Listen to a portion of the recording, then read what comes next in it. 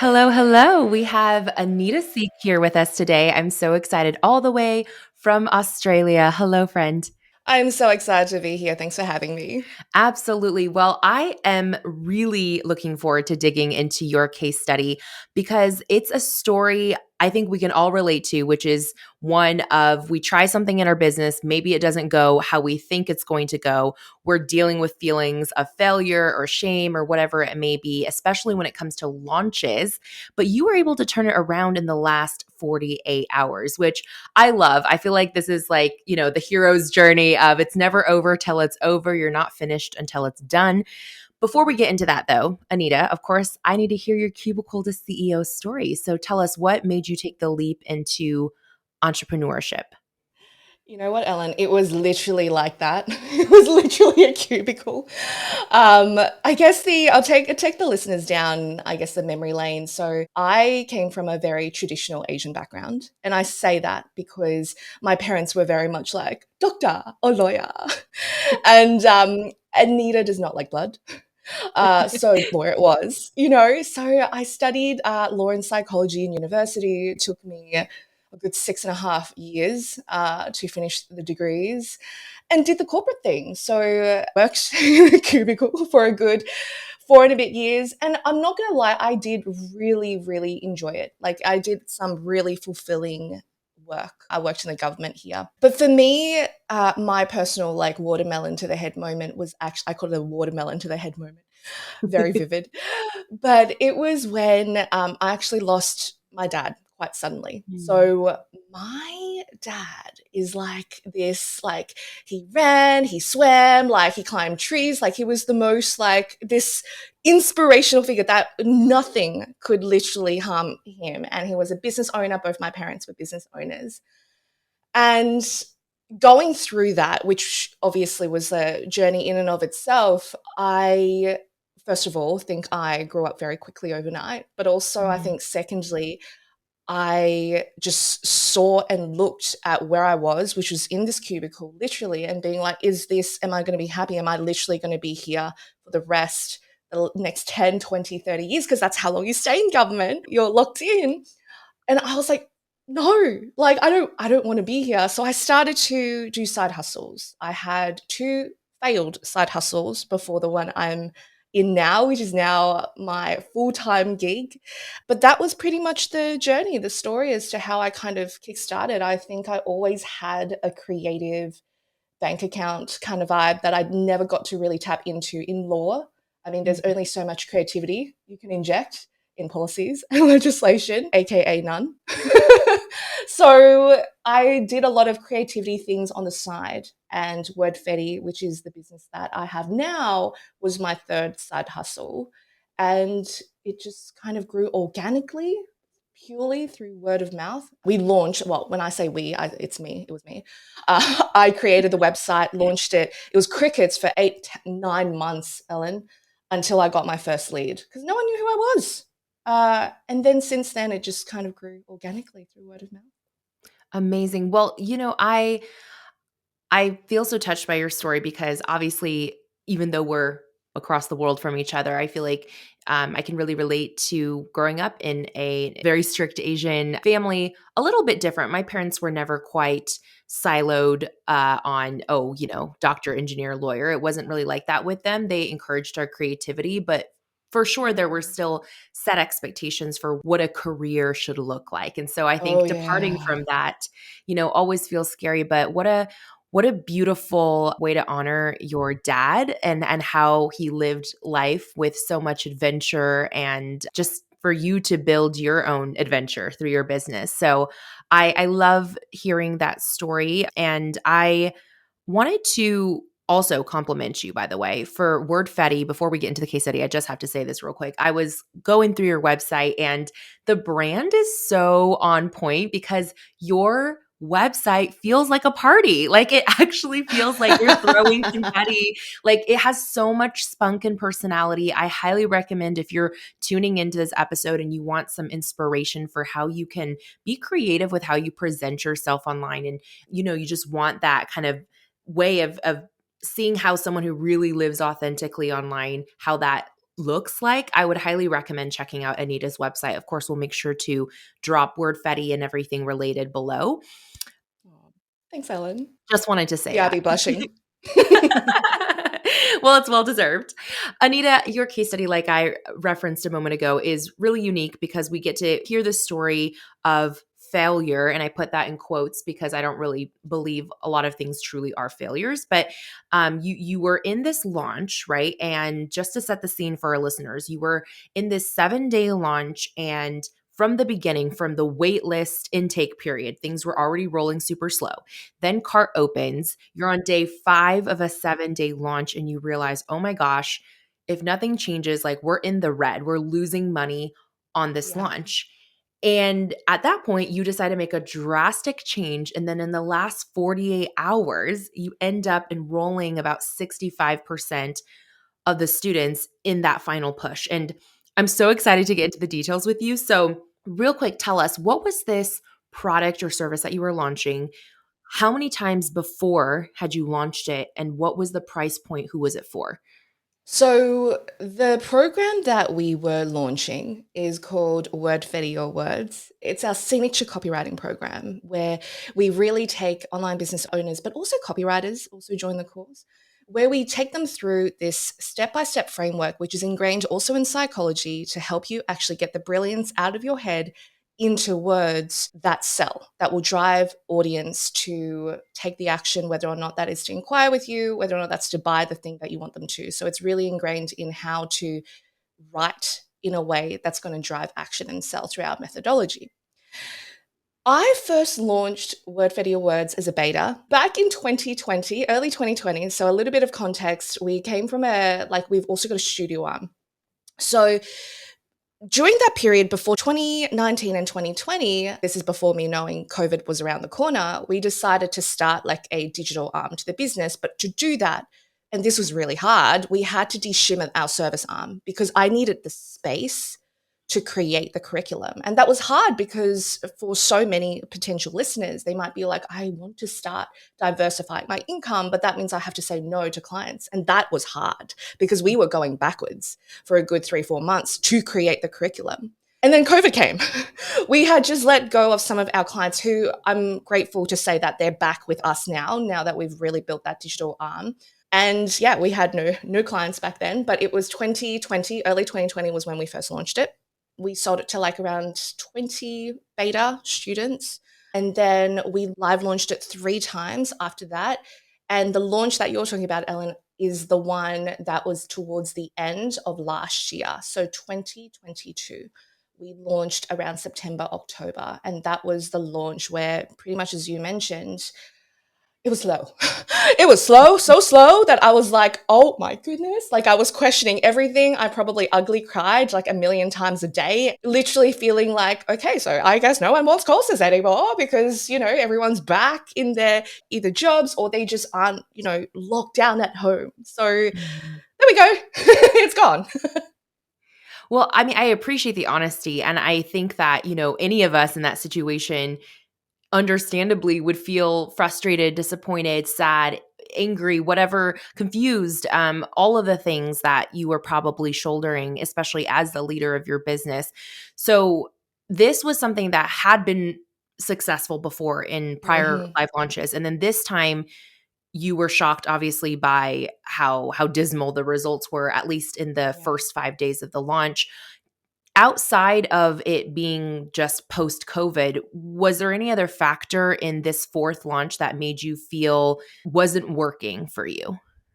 Yeah, 100%. I think there were 2, 3 key things. So, of course, there was the element of, I think people were just traveling. It was end of 2022. So by then, majority of the cities around the globe were starting to open, and I noticed a lot of people were, one, traveling. The second thing was, of course, this is globally as well. We had economic wobbles after the pandemic, which, there was the housing boom, but there was also the interest rates on the rise, which meant people were also, and fair, completely fair, where people felt more, I guess, conscious of their purse strings, as to where they were spending their money, which I completely get it. And of course, the third element was Christmas. was around the corner. Now, we've launched around September and October before. This was probably more towards the end of September, leading towards October. So our launch period was end of September, early October, whereas previously, I know it's only a couple of weeks, but it was early September that we launched, which could have also been the other, I guess, added element. People are like, well, it's Christmas. I'm probably going to be offline. Do I really want to invest and jump in at this time? Maybe next time was what we Mm. were hearing a lot. Right. No, I do think the timing of live launches, while it's not, I think, the biggest contributing factor to the success or not of a launch, I do absolutely think it plays into buyers' decisions, right? Which makes Yeah. complete sense. Did you already state what the price of this program was, just so our Oh, listeners have yes. context? 100%. It was 1,997 US. Okay, so just shy of 2,000. All right. So we're talking kind of mid ticket, not quite Mm. high ticket, but definitely more than a impromptu purchase, right? Yeah. So you were in this spot and you had 48 hours left to go. I want to talk about how you completely changed things around, both from, or not even both, from three different angles, actually, from a mindset perspective, a messaging perspective, as well as a strategy perspective. Let's start with the mindset piece. What gave you the courage to keep going when it probably would have been just as easy to pull the plug and say, okay, obviously this time it didn't work, right? Like, what were you telling yourself in that moment to get yourself out of that ugly crying and to do something? So, Ellen, I want to premise the fact that there was a lot of lows in the first like 5, 6 days almost, because, anyone who's gone through live launches, you would know that it's almost like not just that event. You have built it up almost 2, 3 months prior to Mhm, that one event. So there was the part of me where I felt like, oh my goodness, like the team has poured their love into this as well. I almost felt like I, in a way, like failed them because they poured so much, like from emails to, of course, sales pages. There's a whole thing that happens before the actual open doors to even the waitlist and the public. So mhm, I think I felt down because I felt like the team also, in a way felt down because they were like, oh, like we were really thinking. And I know I was talking to my ops manager, Shaz. She was just, oh, I really thought people would be jumping into this because we had a lot of people join the wait list, etc. And so I think for me, what really helped me shift, I'll be honest, like I had to get to the lowest of lows where I was faced with the 48 hours left. And it's moments like this during a launch where you had these expectations that you wanted to meet, but you didn't meet it, that you could either go one or two ways. You could either look at it from a space of, okay, well, that sucks. No one wants it anymore, which don't get me wrong, that was me for the first 5 days. No one wants it anymore. No one wants this course. Courses are over and you should probably do something else. Or you could look at it and reset whatever you want to do and actually look at it from a space of, and I read a lot of previous testimonials from our students with epic as heck wins who have gone through the courses. I reminded myself constantly, I'm like, you've got to look at literally the proof is in the pudding. Like, and I say this quite often, but if you wobble, your audience is going to wobble. In other mm, words, if you yourself are showing up, and I was wobbling, don't get me wrong, because I was questioning whether or not people even wanted this anymore. So I would be like, hi everyone, I am here. Look, the energy is completely different to me. Showing up from a space of this program is going to completely change your business. In fact, it's going to help you make money. Like, and it does. The proof is in the pudding. Our students have gotten epic results by going through this program. So I think for me, that was the fork in the road moment. Was I going to go into this vortex of just doom and gloom? Or was I going to be like, you know what? You've got to reset. You believe in this product. If you wobble, your audience is going to wobble. If you yourself do not feel confident about this offer, how can you expect your audience to buy from you? You're not going to buy from someone who themselves are a little bit, wobbly, right? So I had to get myself into this state of, Anita, you've got 48 hours now. What are you going to do? Are you going to choose that path, which might feel easy to actually just pull the plug, to be honest? Or Mhm. are you going to roll your sleeves up and actually going to be like, I'm going to show up, I'm going to measure the success based on how I show up instead of the number of students? And I think that was a really big shift for me because I was like, we've poured so much resources, energy into this launch to get it to even just launching. How am I going to measure the success? I really want to look at it less as whether or not students, etc., but more to choosing how I want to show up in that moment. And that was also what I wanted to do for the team. Like, at least then, by the end of the 7 days, if it just meant we didn't get the result that we wanted, we could at least say we actually gave it our all. And what a powerful reminder that sometimes it's about redefining what it means to have success, like you said, for you to Mm, literally show yourself proof of how you've impacted other business owners through this program. I think we often get so caught up in the numbers and the conversion rates and the dollar amounts that it's really easy to let go of, but why are we even doing this in the first place? Like, why are we even selling these things? so true. Why are we even in business? And I love your reminder to look at the evidence, the proof in the pudding, and to feed your brain that confirmation of, yes, it's something that matters and that will help more people. So thank you for your honesty there. And once you, I guess, had that shift in perspective and you were like, okay, we're going to give it our all. No matter what happens, we're going to be proud of this. The strategy changed from that point. Yeah. One thing I know you did was you were looking at your data and analytics and you decided to put a pause on social content, I believe, and you went all in on email. What was the data that you found that led you to that decision?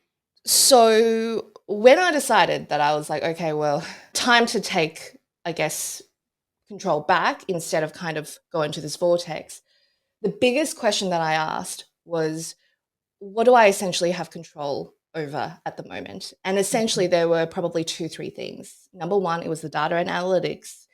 And I am such a mega geek when it comes to this, and I recommend for any live launches to look at the as you go. Even if you've got one person joining in, get to know them and why do they actually join this time around. So there was the part of data and analytics. The second element was obviously words. That's what we do. I have control over writing, rewriting, tweaking the words that we've got, and that includes things like sales pages to emails to social content. And for Mhm. me, I was like, I've got 48 hours, yo. And I just want to also mention final 48 hours, my ops manager, who's like my right hand woman, she also had like face palmed with like a cold and she was not feeling 100%. Oh no. So I know, I was also like, oh no, I really needed, and I'm not great. So Shaz usually builds our funnels and automations and all of that. Mhm. So I knew I had to be careful. I didn't want to break anything either. So I had to get intentional with what I chose that I was going to tweak in terms of messaging or the copy. And we went with emails instead of socials. So that's the second element. Was that decision, like you mentioned, for example, even if you have a small data pool, like you said, if one person joins, understanding what made them take the leap to actually say Mhm. yes this time versus, other times when they may not have joined. Even though the sales weren't coming as quickly as you wanted at that moment, did you reach Mhm. out to the people that bought that round and ask them, like, why did you buy? Like, Yes. where did you see us? And was that why you decided to nix social and focus the Yes. writing in emails? Yeah, so they were actually I just realized there was a third one, which was literally listening to what people were saying in that current Mm. moment. And that included what people were saying if they were thinking of joining, what people were saying just in general about the course. So there was essentially three things that I really focused on that I believe really shifted this launch. Number one was the data and analytics. Number two was the messaging. And number three was really listening in on the conversation that was already happening in the industry from prospective buyers. But that also, as you mentioned, is also why people didn't buy last round and also why people ended up joining this time around and getting that live understanding as to what made that person say heck yes to joining this round. I want to circle back to messaging in a bit, so we'll get there, but I want you to expand on what you mean in that last piece of the difference between people who didn't buy last time, who actually chose to buy this time. What exactly did you hear from them in terms of why they decided to join? And how did you let that impact the approach that you took for the remaining 48 hours? So there were essentially three things. When I said the third element was really listening to what people are saying, there was essentially three things that I looked at. So every single launch that we run, we always do a non-buying survey. Mhm. So good, so juicy. It takes 60 seconds for someone to fill that questionnaire out. And it's just everyone who technically might have joined the webinar or the challenge that we might have been running, but didn't end up buying for whatever reason. And we also usually incentivize from a space of, if you take 60 seconds to answer this, we'll donate to X charity for Mm, each response. that's And we interesting. would get a pool of responses, which, for example, one of the questions would be, aside from cost, why did you decide not to join? And we were very intentional with how we framed the questions like that, because by asking your audience aside from cost, because cost is so subjective. And Mhm. I, along with the team, firmly believe in the value that it delivers based on the price that we priced it at. So I really wanted to know why people didn't join aside from the cost. And this is where we got the gold. It's usually, I don't have the time. Maybe I'll join next round. I'm maybe in another course, and maybe they might share a few other things. So they'll give us a list of reasons as to why it wasn't a heck yes for them, which for us is intel for us to then know for the next launch how we can better our content and pre-launch content. So I am a big believer that when someone doesn't buy, it's likely because you haven't communicated the trifecta, which is why this, why now, and why you. And a Mm, lot of the time, when it comes to a live launch, the why now is what changes, right? I think for me, the mistake in a way that I made on hindsight for that particular launch was we used the same messaging as what we had for the launch around April of that year. And for 2022, a lot changed in April 2022 to around September, October 2022. mhm, And, the why now changed. Like originally, our messaging was very much like, learn how to think, write, and convert like a copywriter, which, worked for that launch. However, for this particular launch, it was so close to Christmas as well. Like I mentioned, mhm, we needed to really connect the dots between how writing words right now in October and mm, learning how to write in October was going to really help you during this period where you want to switch off during this mhm, period where it's Christmas. So a lot of our messaging, and this is where it gets to the messaging part, was then shifted, and I can talk about that in a moment, was shifted to speak to that. So that was one thing we looked at, why people didn't buy. Number two was obviously why people did buy, and this was purely manual. Like I'm talking about like DMs, like notice someone joined and I might voice note them where I'm literally like, hey, I'm so excited to have you in Wordfetti Awards. Tell me, call me curious. Like what was the reason that made it a heck yes for you, or why did you join? What are you looking to create or achieve? So that was the second thing I was collating, because then I got the intel in live time what made people say heck yes for this particular launch. And the third and final thing that I looked at when it came to listening to the audience and what they were saying were actually their objections. So again, this is in live time. We, along with my team, would get a lot of emails being like, oh, I'm thinking of this. I'm thinking of joining, but I don't know if I should join this round. So they would start giving us almost a list of reasons why they're thinking of not joining.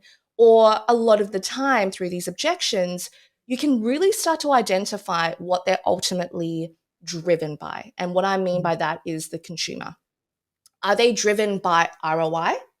Are they mhm, driven by the fact that they've joined other courses, but they felt like another number? And you can tell a lot by the language and the words they use to ask you the questions. So if someone is just like, I've joined a lot of courses before, I'm just wondering whether or not this is for me, that already says to me that they are making this decision based on the previous courses that they've invested in, and it may not have yielded the result that they wanted, right? right. So then you can create content from that. So those were the top three things that I was listening for to use to then switch the messaging.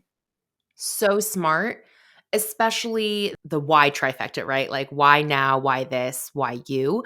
I think Yeah, that is, I mean, that's so smart, and that's a great filter, really, that any of our listeners can implement in their next launch. Like, am I answering all three questions adequately? But to your point, understanding someone's inner motivator, the final straw in terms of deciding yes or no.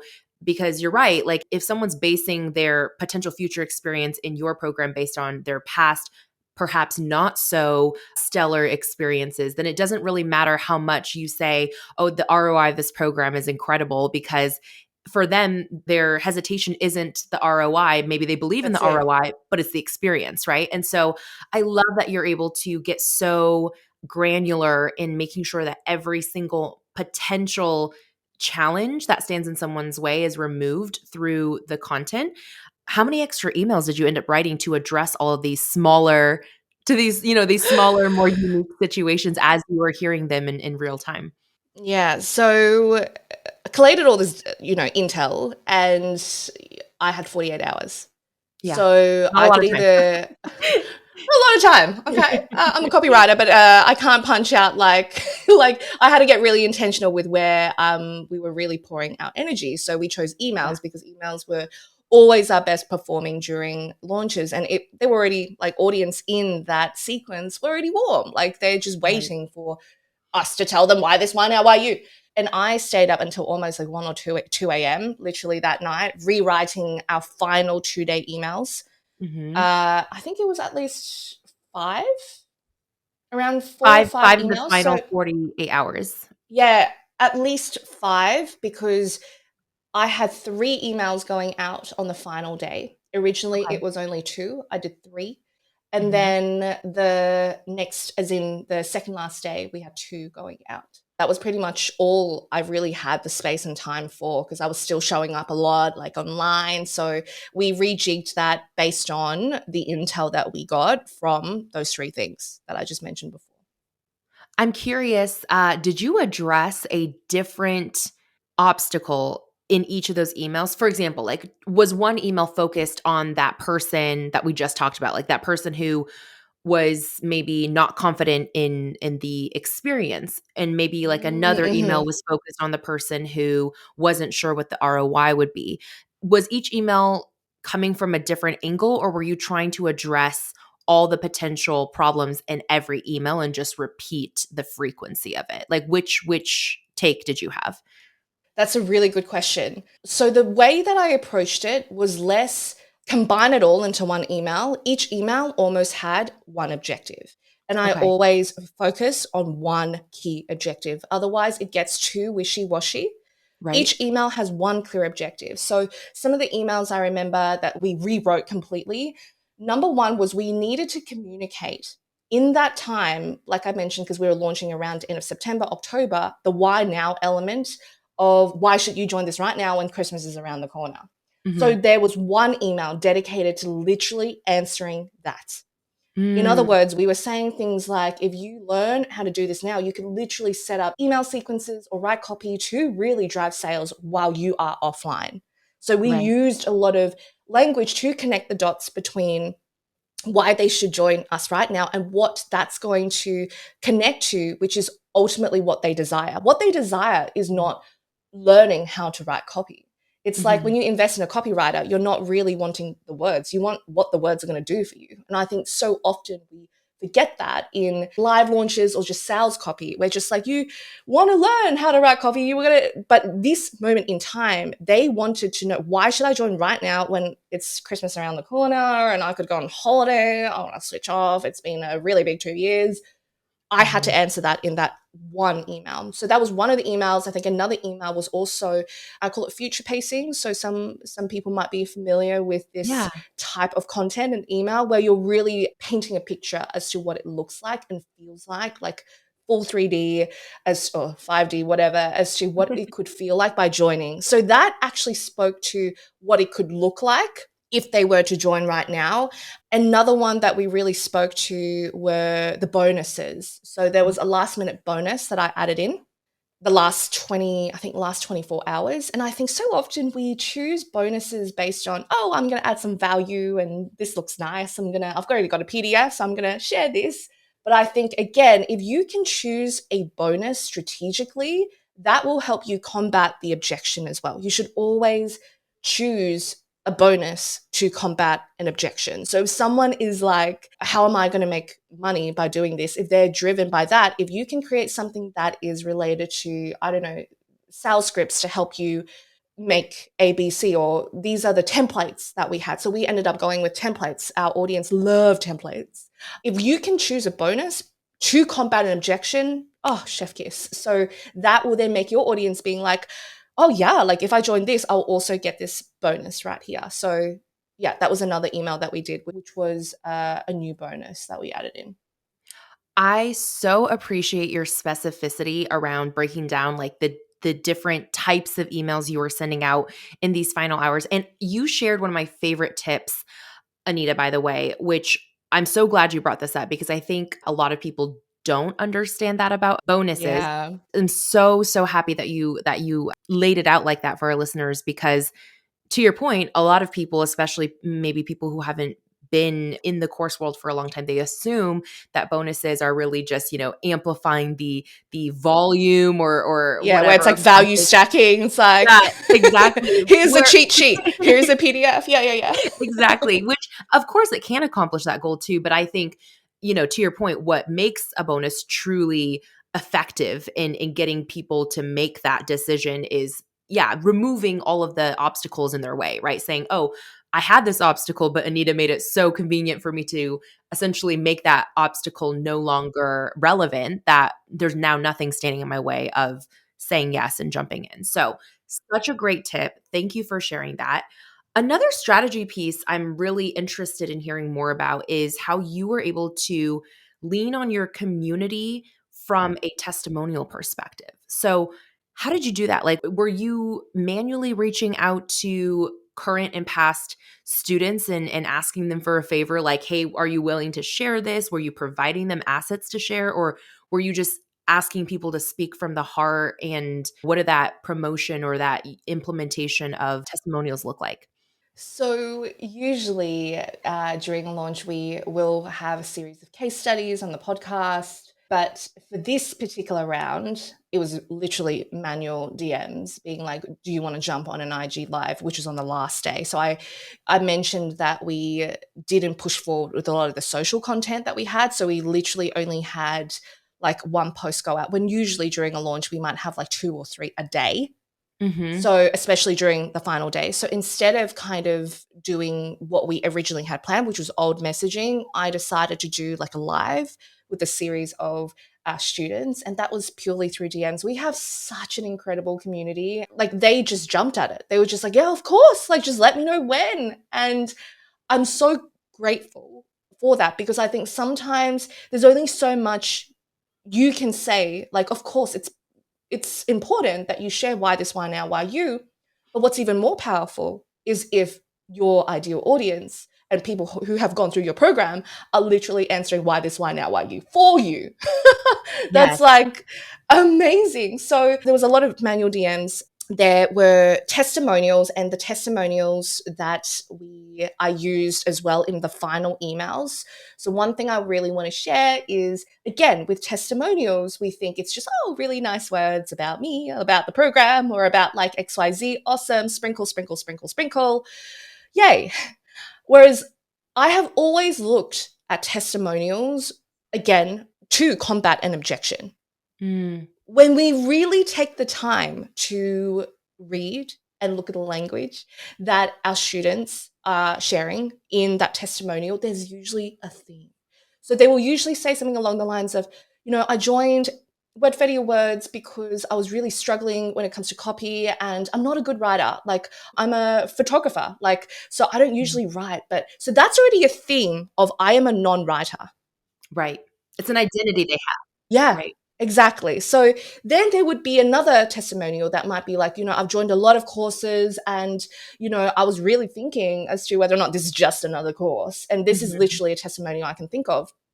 But that theme is, I have got a buffet of courses, but this is the one that worked.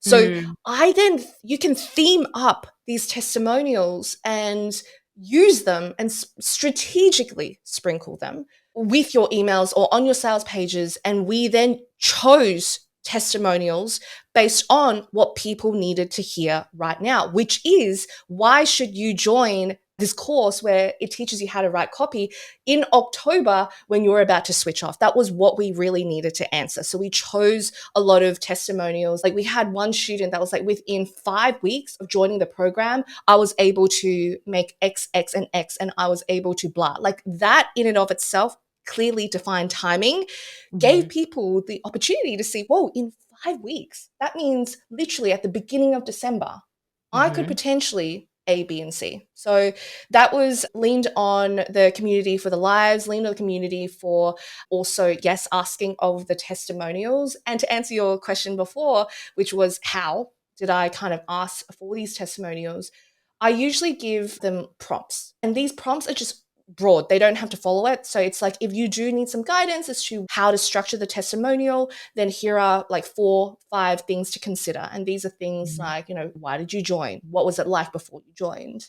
Et cetera, et cetera. So that it helped them almost frame up the testimonial just by following the prompts. So, so smart. And I know this to be true when someone asks me for a testimonial. I really appreciate it when people give me a very specific idea of what they're looking for, right? It's much harder to say, "Okay, can you just share anything you want to about your You are experience?" It's like, awesome. right? It's like you don't even know where to start and you kind of get that brain fatigue, right? But if someone asks you a Yes. very specific question, I feel like our brains are more primed to be able to answer that. So that was such a smart tip I took away. I think another thing that I hope our listeners really grabbed onto was how you grouped your testimonials by a theme or a common objection and were very strategic about where and how you placed those testimonials to support, I guess, the argument, for lack of a better word, in your email. And I know we could do a better job of this too, instead of just throwing up all of your testimonials in one big hodgepodge, really combing through and looking at what are the common themes that group A, group B, group C might have, and how can I present them in a way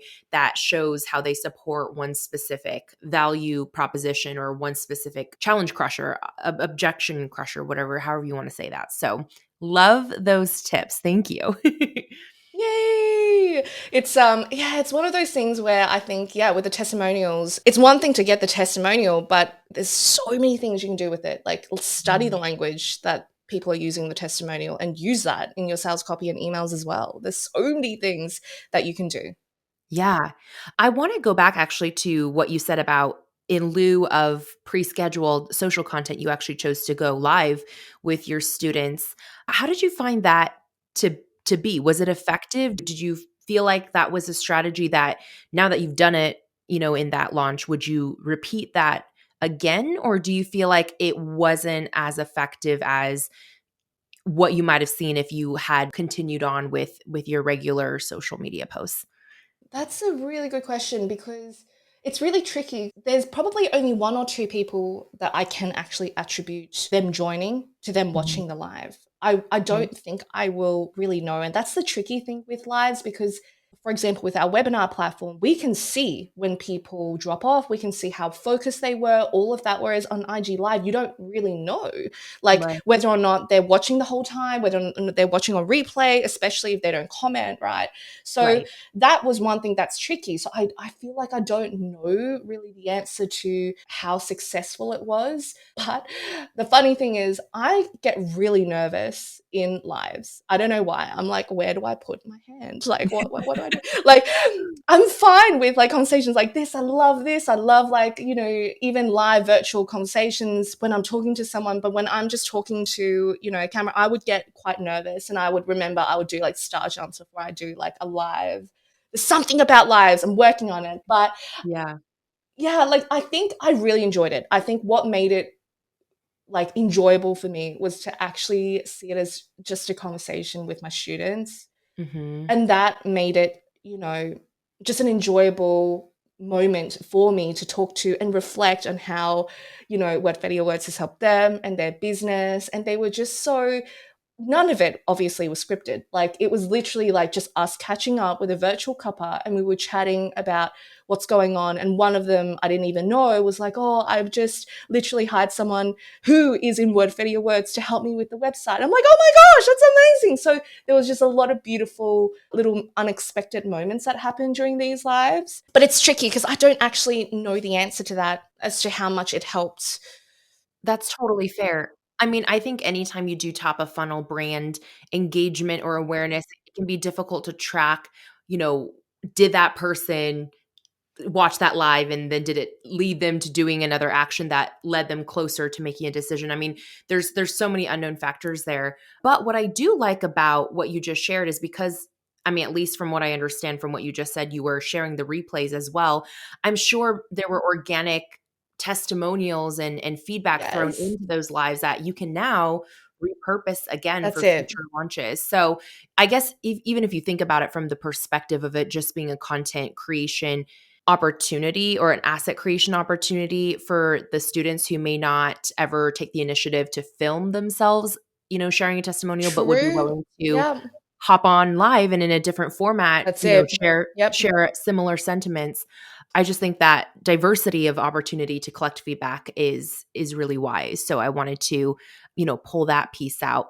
I also meant to ask this earlier when you were talking about, the three different ways you were listening to your audience and how one of the ways was that you were looking at your survey feedback from people who didn't buy last round, and timing was a big, issue for them, which then gave you the clue to, really focus your messaging on that this past launch. In those last 48 hours, did you end up reaching back out to anyone from the previous launch who had answered the survey saying it wasn't the right time? Did you manually send them any emails or DMs encouraging them to join in that round? Yes. So, okay. So this is really interesting.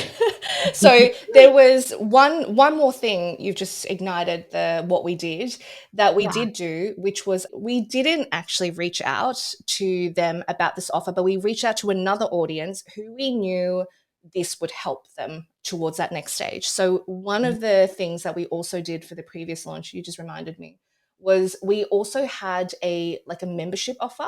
So we also, this is Mhm. completely different to Wordfetti Awards, our signature offer. We messaged people who were in the membership and we invited Mhm. them to actually join Wordfetti Awards for, I Mhm. guess, a one-off, one-time offer, one-time Mhm. only offer to join because it made sense for them once the membership focused on a lot of the content. So content is always on. I'm talking about things like social media, emails, whereas Wordfetti Awards was more of the foundational psychology, motivation. We go into that. We go into Mhm. like literally how to get a killer testimonial, all of that. So it's almost like you need both, like Mhm. hand in hand, both to make it work, like in a way. So we invited as well people that was in the membership to join for a one-time only offer in Wordfetti Words as well during this period, which helped. We had quite a number of people that joined through the membership into Wordfetti Words when we could communicate, I guess, the value of joining Wordfetti Words while you're also in the membership. So we didn't do that part, but we did do this other part. Yeah, no, that's so smart because it's proof, right, that it's always going to be easier to upsell someone who's already purchased from you than to get a brand new person to buy from you the first time.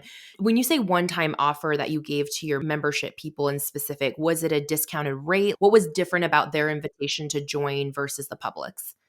Yes. So we invited them to almost apply part of their membership investment as Mm, credit nice. into the program because, in a way, like I mentioned, they complement each other. Like Right. when it comes to word for your words, you learn how to find your voice and the messaging and write copy that sells. But the thing is, you need content to create visibility.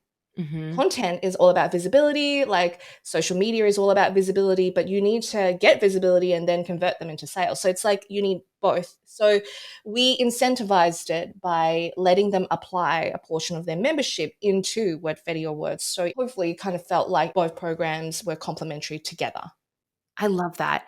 I'm really curious if any of our listeners try that in their next launch, if they have a lower ticket product, maybe going back to existing customers and say, "Hey, I'll give you a credit, like whatever you've already paid into this, just apply it to this purchase." I would have to look at our offers to see what would be a complimentary offer that would make sense in that context, but I think that would work really well. I mean, I know that once you've already paid something into a product or service, it kind of feels like that money has already lived its life. So to get an extended shelf life and be like, oh, let's repurpose that money you've already said goodbye Yes. to and put it towards this thing, it makes it easier to place it on your consideration list. So love that. I'm so glad that triggered that thought Bit for of you. a, yeah, yeah, yeah. That totally triggered that thought.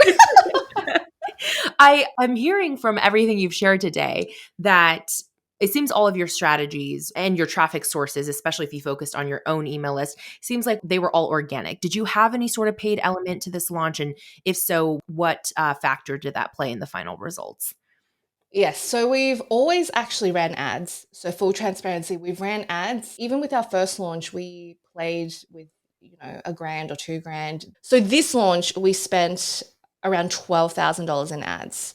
Our purpose when it comes to ads is to really list build and retarget. So we spend the bulk of our ads budget actually in building the list and the Mm, pre-launch elements to get as many people through that pre-launch element. And then we have probably like a 30%, 40% left of the budget where we retarget people that have already been part of that journey. So yes, we've always ran ads. And it's interesting because I've had one more launch after the end of 2022 launch. yeah. That one, which was in 2023, it was in April, that one was even better. That launch, we did one thing that was very different that completely catapulted the results for us. But looking back in terms of the ads, it was tricky because we were also battling with Black Friday sales. There was a Mhm. lot of other big course name launches that happened that I remember we were literally, it's a competition. Like when it comes to Right. ads, you're battling against who's got more money to kind of put the money on ads.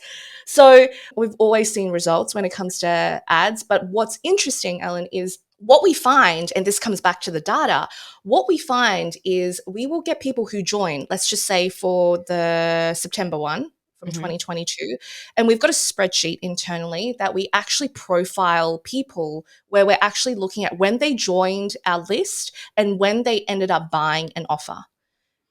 Mm. Amazing, because then you can start to see how long it actually takes someone roughly. If you don't have to do everyone, that's exhausting, but you can do like a good 100 potentially. At least you get a bit of a pattern. And our pattern is usually 5, 6 months. So what that means is when someone joins our email list, it usually takes around 5, 6 months for them to actually buy into something. So what usually Mhm. happens is we pour ads into a launch. Some of them might join that round, but then what we find is a lot of them will end up joining maybe the next round or buy Got something it. around 5, 6 months later. I don't ever see it as like a lost money kind of thing because it's like we're building the email list and that to us is one of the biggest, like most important assets as well. And knowing that data, we have Yeah. confidence to know that they're probably going to within 5, 6 months join something that we've got. Oh, that's such a good nugget. Yes, yes, yes. It's that like Not bad. it's like that delayed lag or delayed gratification, right? Yeah. If you know the sales cycle, and Yes. that's a really interesting point too, because we've experienced, just to add a little layer of our own experience around running ads and the sales cycle for a customer. Back when we used to run ads to cold traffic, people who had no idea who we were, straight to a low ticket paid offer like a $27 course, we would be converting people sometimes within 24 hours of them first ever discovering us. But for example, nowadays, we currently aren't running any sort of like tiny offer funnel. We're probably going to bring one back, but at the moment, we're not. So, to your point, when I'm now looking at the data of, let's say, the people who joined our most recent round of Pay to Create, which is like a live course creation challenge helping aspiring course creators, it's interesting, Anita, because I do notice a similar thing where they'll have opted in for some sort of freebie. And it could have been even for a freebie that was completely unrelated to the course creation challenge, right? But then Yes. they're on our list for maybe 3 to 4 months. And then, an opportunity comes for them to join something like this. And then they do. So I love that nugget. Thank you for sharing that extra bit of wisdom. I really appreciate your transparency here. Yeah, get a little spreadsheet. Like, honestly, it's just such helpful intel because for us, then we also know which freebie or which lead gen is the best performing so that we feel more Right. confident next time we run ads. If we know freebie one or lead gen one is the one that's resulted in more conversions for this course, we go ham on that lead gen next time. So, it's just helpful. It's data. Yes, data is chef's kiss, queen, rules Yes. rules our rules our world. I want to wrap up this case study with one final question because I know our listeners would just hate it if I didn't ask you this. You just kind of like sprinkled in casually that your most recent launch, the one that just happened April of this year, 2023, you mentioned you did something different or new that totally catapulted your results. What was that? We ran a paid challenge. We have never ran a paid challenge before. So we ran a paid challenge and that literally increased our conversion rate upwards to 18%. Wow. It was insane. I actually got this idea actually from Amy, like Amy Yeah. Porterfield. She was on my podcast for a little bit and she was sharing about it. I'm like, oh, maybe we should do this for the next launch. So that was back in Feb or March. So our launch was in April. Mhm. And we ran that. And I was nervous because I've never ran anything like this before. But Right. it ended up being the best launch that we've probably had because I think once our audience were able to join the challenge and get a bit of a taster, because the challenge was very intentional to show them how they can write copy faster. Mhm. For us to show them how they could do that and for them to actually see for themselves that they could do that literally by investing in just 1 hour over 3 days. That was all. That was all. They were like, oh my goodness, like it can be easy. It doesn't have to Yeah. be hard. So then they felt ready to join us in the course. That's awesome. I can say from personal experience on both sides of the coin to actively participating in challenges as well as having hosted, 9 rounds of a paid challenge ourselves. Paid challenges are incredible for conversion because you're really that level of accountability and your capacity to help someone achieve a win or some sort of mini transformation quickly really builds that trust for the ascension to the next level. I mean, we're a little bit different because we don't upsell into any sort of program after our paid challenge, but I can certainly see how it works so well. So that's a great last little nugget for our listeners to apply. Anita, thank you so much for just all of your transparency today, your vulnerability in sharing your numbers and the real and raw emotions of what you were The ugly feeling. cries. Yeah, the ugly cries.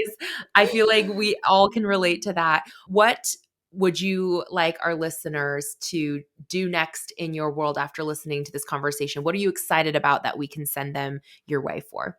Yes. Well, if you want to kind of up level, I guess, your copy, I'm all about simplicity and keeping it really easy and simple. So we have got a really exciting freebie, which is the 5 free lessons, I call it, which is every day over 5 days, I send you a 10-minute copywriting lesson for you to make small tweaks in your copy Mm, to make it even better. So that's juicy. wordfettigroup.com/freebie. So I'll share with you that link, Ellen, after our conversation. Perfect. Thank you so much, Anita. And yeah, if you're listening to this, don't even worry about typing it in. Just scroll down to the show notes. We'll make it easy for you. It'll be clickable. You can go straight there. That is such a good freebie. I'm totally going to sign up for that because I'm all Do about the little it. tweaks. I'm the same way. I think sometimes it's the smallest changes that create the biggest results. So love that. Thank you so much, Anita.